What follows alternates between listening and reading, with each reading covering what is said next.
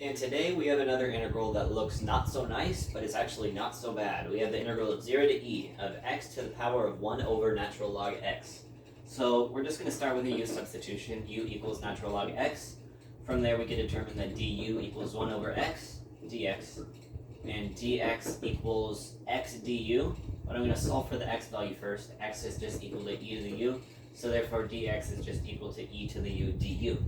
From there, we can plug in our bounds to replace them with a u sub. Plug in e to this, ln of e is just 1. And then ln of 0 is undefined, but as we approach ln 0, it gets negative infinity, so that's what our bound will be. We have x here, that's just going to be e to the u. And then for that power, we have 1 over u. And we can't forget our du, which is e to the u. And so we'll have the integral of negative infinity to 1 of e to the u to the 1 over u times e to the u. And we could use the exponent property x to the a to the b equals x to the ab. And so that will, for this first term, that will give us e to the u times 1 over u, which is just e to the 1, so that's e, and then times e to the u, which is the same as saying e to the u plus 1 du.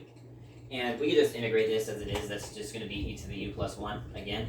And that'll be evaluated from 1 to negative infinity, or negative infinity to 1, I should say. Plug in 1, we get e squared minus e to the negative infinity plus 1 is still going to be negative infinity. If we have e to the negative infinity, that's going to be equal to 1 over e to the infinity.